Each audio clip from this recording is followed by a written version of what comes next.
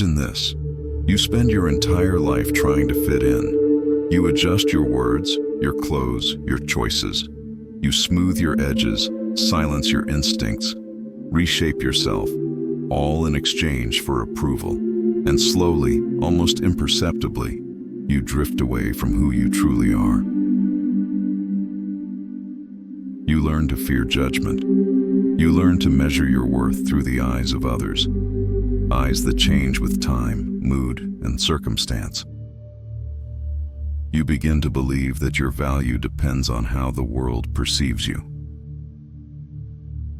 But what if that belief is an illusion? What if caring too much is exactly what's keeping you from living? And what if confidence, freedom, and even success don't come from control, but from letting go?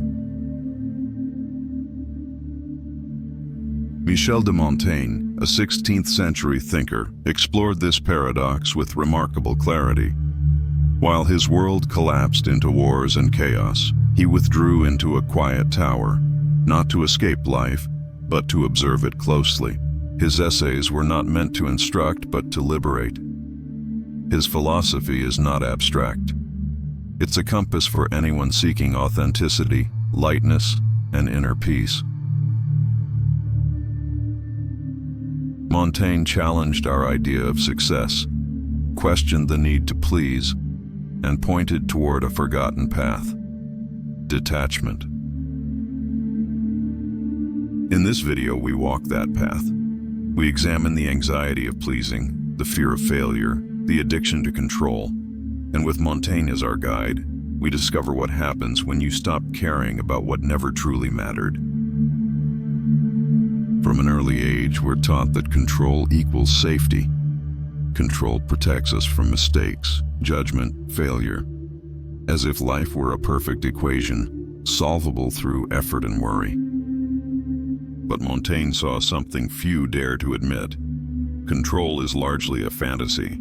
We exhaust ourselves trying to manage the uncontrollable, opinions, outcomes, perceptions, and in doing so, we waste the very energy meant for creation, presence, and love. Montaigne nearly died in a riding accident, and in that moment, he understood something profound.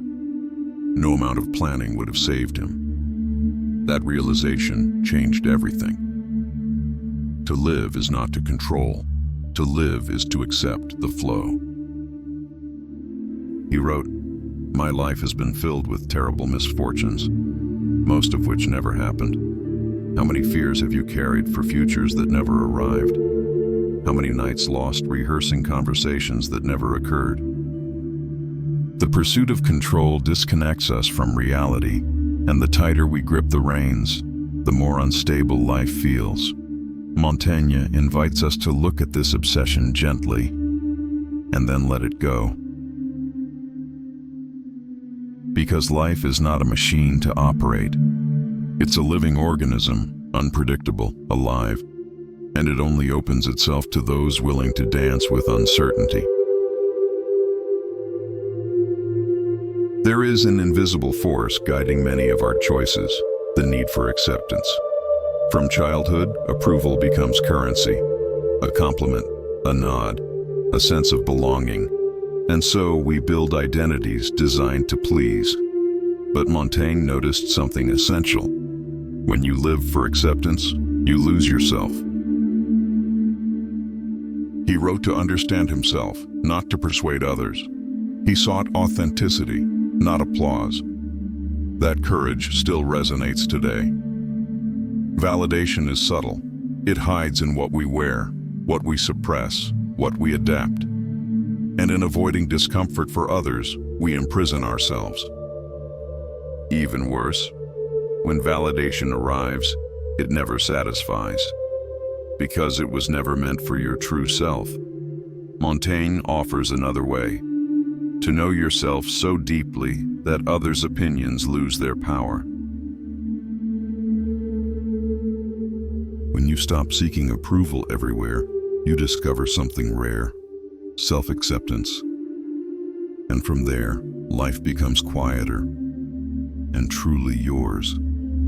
Detachment is not coldness. It is clarity. It's knowing what deserves your energy and what no longer does. Montaigne teaches us that letting go is not weakness. It's strength, calm and silent. And when you release the need to prove, control, and impress, you finally become free. And you? What are you still holding on to so tightly that it's starting to hurt you?